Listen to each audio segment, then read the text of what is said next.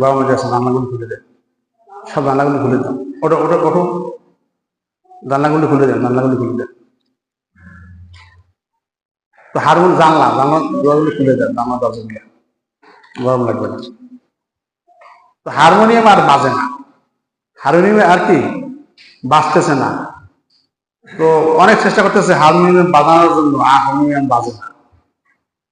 কিছুক্ষণ পর হারমোনিয়াম থেকে আওয়াজ আসতেছে, তোমার কি এখনো সময় হয় না, কখন আল্লাহর কাছে যাবা? আল্লাহর দরবারে যাওয়া কি এখনো সময় হয় নাই? হ্যাঁ আলাপ ভাই হয়ে গেছে, হারমোনিয়াম ভেঙে ফেলে তুইয়া বাস আল্লাহর পথে চলে গেছে। ভাই আল্লাহওয়ালা হওয়ার জন্য আল্লাহওয়ালাদের জীবনী পড়তে হবে, তাহলে আল্লাহওয়ালা কিভাবে হয়েছে তারা সেইভাবে হওয়ার চেষ্টা অন্তরে পয়দা হবে। নবীজি সাহাবীকে নিয়ে আড্ডা দিতেন, আড্ডা দিতেন। আল্লাহু আকবার। একদিন বলে যে শোনো, হাসরের ময়দানে আল্লাহ তাআলা জান্নাতের 8টি দরজা খুলে দেবে, বলেন সুবহানাল্লাহ। তো জান্নাতের 8 দরজা দিয়া আমার এক সাহাবীকে ডাক দেবে। সাহাবা বলে যে আমার এখান থেকে ঢোকেন, আমার এখান থেকে, আমার এখান দিয়ে ঢোকেন। তোমরা কি জানো সেই সাহাবীকে? কয় না, কয় সাহাবী হলো আবু বকর রাদিয়াল্লাহু আনহু, বলেন না সুবহানাল্লাহ। কয় আবু বকর রাদিয়াল্লাহু আনহুকে জান্নাতের 8টা দরজা থেকে ডাক দেবে জান্নাতে নেওয়ার জন্য। আল্লাহু আকবার। কারণ কি? কারণ তিনি বলেন যে হুব্বিবা ইলাইয়া মিনাস সালাস, আমার কাছে 3টা জিনিস খুব প্রিয়। আবু বকর রাদিয়াল্লাহু আনহু বলতেছেন যে কি? আন-নাজরু ইলাইকা, ইয়া রাসূলুল্লাহ সর্বদা আমি আপনার দিকে তাকাই থাকি, এটা আমার ভালো, আমার প্রিয়, আমার রুচি, আপনাকে দেখতেই থাকবো, দেখতেই থাকবো। আল্লাহু আকবার। হিজরতের রাত্রিতে শুধু বলছে যে আবু বকর এই মক্কায় থাকা যাবে না, মক্কা ছাড়তে হবে, তো তুমি প্রস্তুত থাকো, তোমাকে সাথে নিয়ে আমি হিজরত করতে যাবো, মদিনা চলে যাবো। হিজরত, আল্লাহু আকবার। তো যখন আল্লাহ হুকুম দিবেন, আমরা দুজন একসাথে হিজরত করতে চলে যাবো। তো নবীজি আস্তে আস্তে সবাইকে মদিনা পাঠাই দিচ্ছে, কারণ মক্কায় আর থাকতে পারতেছে না, মক্কা কাফেরদের নির্যাতনে, জ্বালা যন্ত্রণায় আর থাকা যাইতেছে না। বাড়িঘর সাইডা সবাই চলে গেছে মদিনায়, ইমানকে বাঁচানোর জন্য, ইমানকে হেফাজত করার জন্য, ইমানকে রক্ষার জন্য। আল্লাহু আকবার। তো যখন আল্লাহ হুকুম হয়েছে যে আপনি চলে যান, মক্কা থেকে মদিনা চলে যান, তো রাত 3টের সময় নবীজি আসছে আবু বকরের বাড়িতে। আয়সা বলে যে আবু বকর আসতে, আবু বকর ওঠো, সাথে সাথে দরজা খুলে গেছে। তখন নবীজি ঘরে ঢুকে বললেন, কি ব্যাপার আবু বকর, তুমি কি রাতে ঘুমাও নাই? আমি বললাম যে আজকে আবু বকর, আর দরজা খুলে দিলাম। না, যখন বলছেন যে আবু বকর হিজরত করা লাগতে পারে, আমরা মক্কা থাকতে পারবো না, আমি সেদিন থেকে 6 মাস আগ থেকে আমি আমার পিঠকে বিছানায় আল্লাহ লাগাই।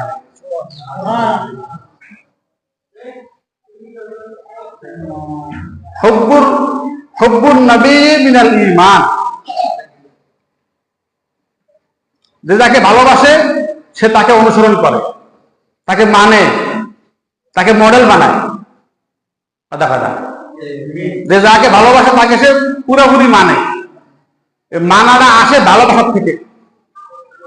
তো নবীকে যে ভালোবাসবে সে নবীকে পুরোপুরি মানবে, এই হলো ভালোবাসার মাপকাঠি। হুজুর যেদিন থেকে আপনি বলছেন যে আমাদের হিজরত করা লাগতে পারে, সেদিন থেকে আমি আর রাতে ঘুমাই নাই। আপনি আসবেন আর আমি ঘুম থেকে উঠবো, দরজা খুলবো, এরপরে রওনা হবো, এত সময় দেওয়া যাবে না, আপনার কষ্ট হবে। আমি আমার পিঠকে দরজার সাথে লাগাই রাখছি, তখন আপনি আসবেন, বলবেন চলো আর আমরা চলে যাব। হাদিসে পাওয়া যায় যে রাত্রে রওনা হয়েছে, তাও নবীদের সাথে, কখনো আবু বকর রাদিয়াল্লাহু সামনে যায়, কখনো বাম দিকে যায়, কখনো ডান দিকে যায়, কোন পিছনে যায়, খালি ঘোরে। নবীজি বলে, কি ভাই আবু বকর, তুমি কখনো সামনে যাও, আমার সামনে চলে যাও, কখনো আমার পিছনে হাঁটো, কখনো বাম দিকে, কখনো ডান দিকে, ব্যাপারটা কি? তাহলে বলে যে ইয়া রাসূলুল্লাহ, এই রাতের অন্ধকারে মক্কা হলো শত্রুর এলাকা, আমাদের সবাই শত্রু, কখন কোন দিক থেকে আপনার গায়ে তীর মারবে, আর তীর আপনার গায়ে লাগতে পারে। এই জন্য আমি যখন ডান দিকে থাকি, তো আমার মনে হয় যে বাম দিক থেকে কেউ আপনাকে আক্রমণ করতেছে, এই জন্য বাম দিকে চলে যাই। সুবহানাল্লাহ।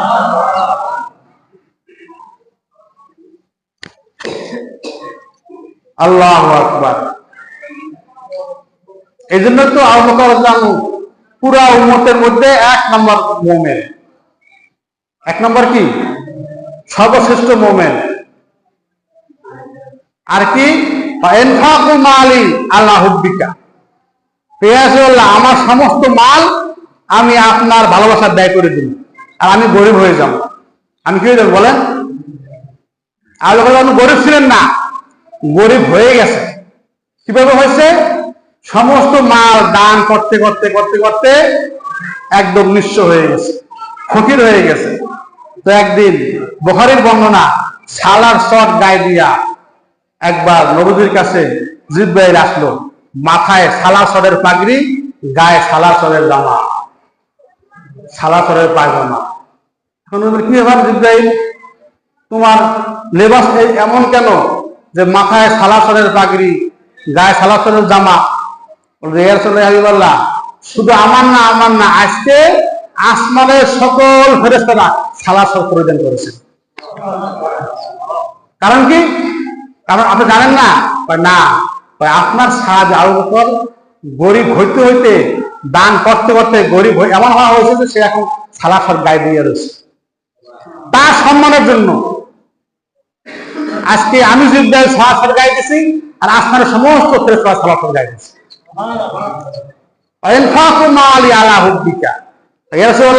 আপনার ভালোবাসায় আমার সমস্ত মাল আমি আপনার জন্য সব ব্যয় করে দেব, সব ব্যয় করে দেব। করতে করতে একদম গরিব হয়ে যাবে, একদম গরিব হয়ে যাবে। বলে দিয়েছে আল্লাহ তাআলা আপনার সাহাবী আবু বকরকে সালাম পাঠাইছে। সুবহানাল্লাহ। আর জিজ্ঞাসা করেছেন যে আবু বকর একটু নিঃস্ব হয়ে যাওয়ার পরও, গরিব হয়ে যাওয়ার পরও তার মনে কি কোনো আফসোস আছে, কোনো দুঃখ আছে, বেদনা আছে, না সে খুশি আছে? এই কথা জানতে চাইছে। তো নবীজি আবু বকর দেখাইছে, আবু বকর ডাকে নিয়ে আসছে। আবু বকর, তোমাকে আল্লাহ তাআলা সালাম পাঠাইছে, আল্লাহ সালাম পাঠাইছে। ভাই দোস্ত বুজুর্গ, সাহাবীদের ব্যাপারে কথা বলা অনেক কঠিন আছে। কথা বলার আগে 100 বার চিন্তা করতে হবে এরা কারা।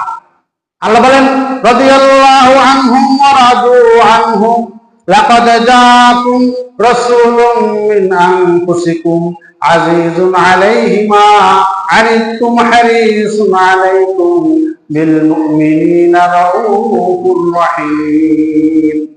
ফাইন তাওয়াল্লাহু ফাকুল হাসবিয়াল্লাহু লা ইলাহা ইল্লাহু আলাইহি তাওয়াক্কালতু ওয়া হুয়া রাব্বুল আরশিল আযীম। আমি পাঠিয়েছি তোমাদের কাছে মিন আনফুসিকুম, তোমাদের থেকে নবী পাঠাইছি। তার গুণাগান কি? হারিসুন আলাইকুম,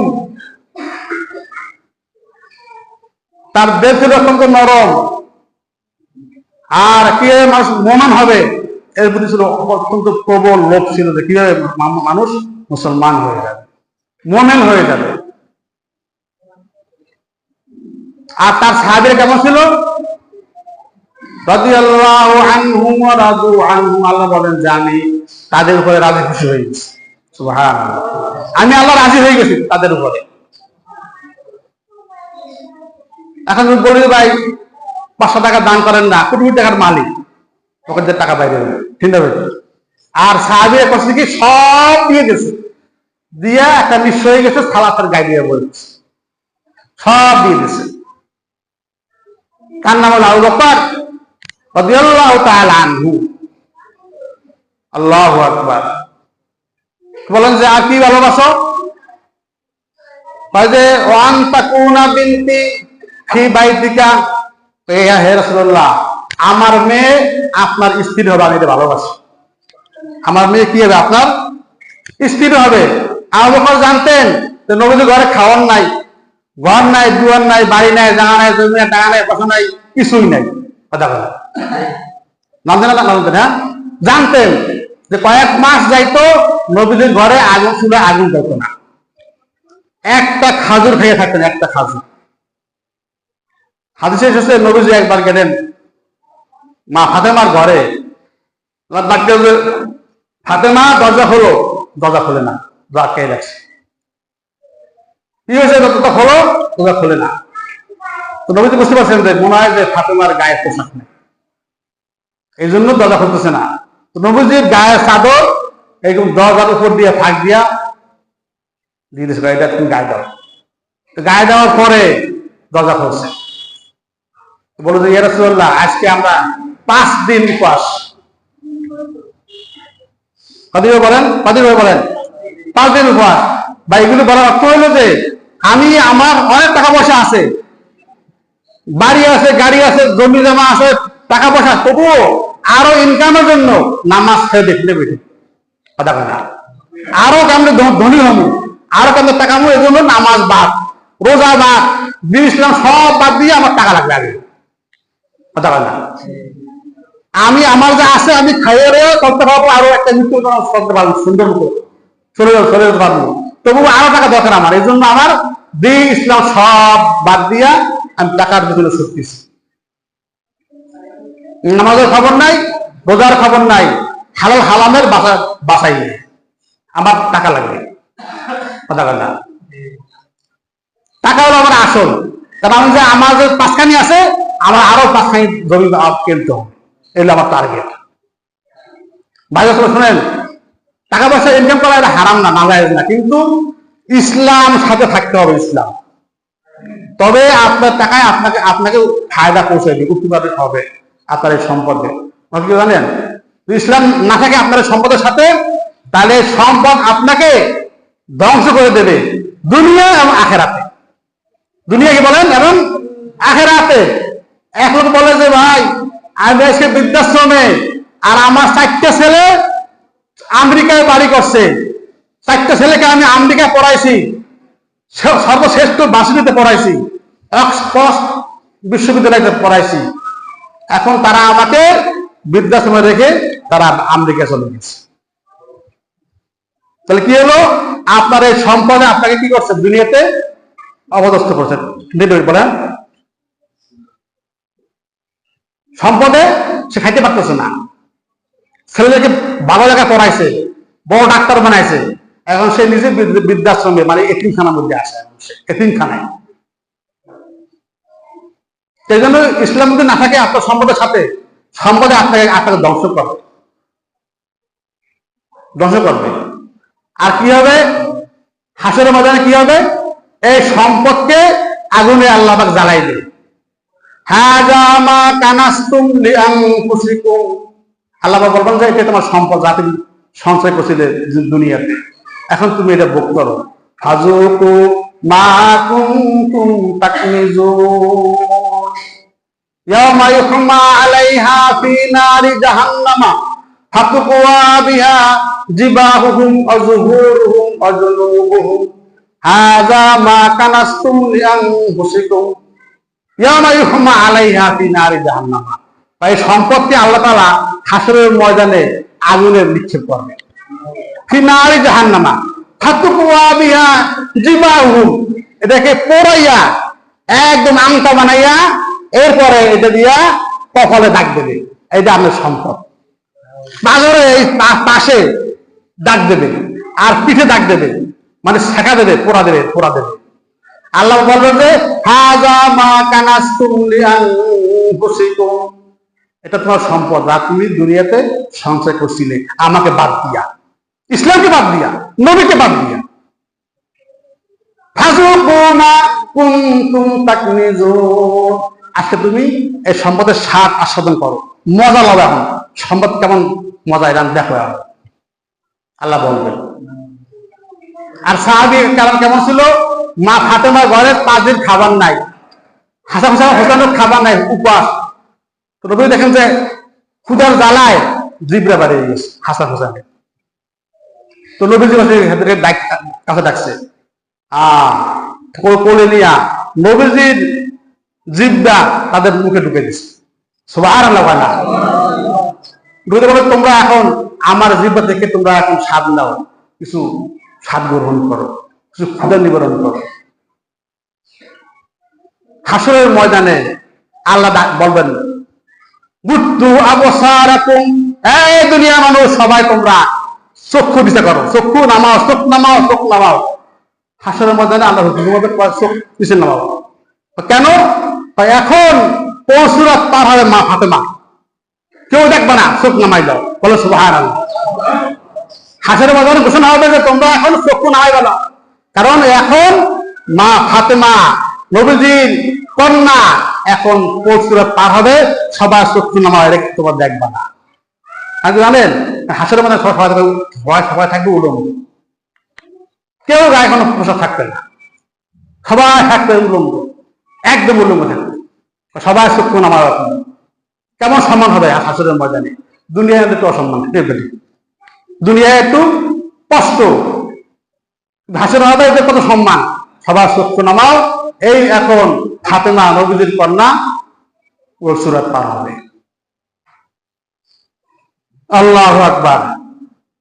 এই জন্য ভাই বুজুর্গ, জীবনী পড়লে, নবীজির জীবনী পাঠ করলে বুঝে যাবে যে নবীজির জিন্দগি কেমন ছিল, আমাদের জিন্দগি কেমন, আমাদের জিন্দগি কেমন হওয়ার দরকার।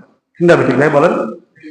আমাদের তো মডেল তিনি, আমরা একমাত্র তাকে অনুসরণ করব, আর কাউকে না, আর কাউকে না। একমাত্র তিনিও আমাদের মডেল, অনুসরণযোগ্য একমাত্র আমাদের নবী সাল্লাল্লাহু আলাইহি ওয়াসাল্লাম। আর তাকে জানার জন্য কি হতে হবে? তার জীবনী, তার জিন্দেগি, তার সিরাত পড়তে হবে।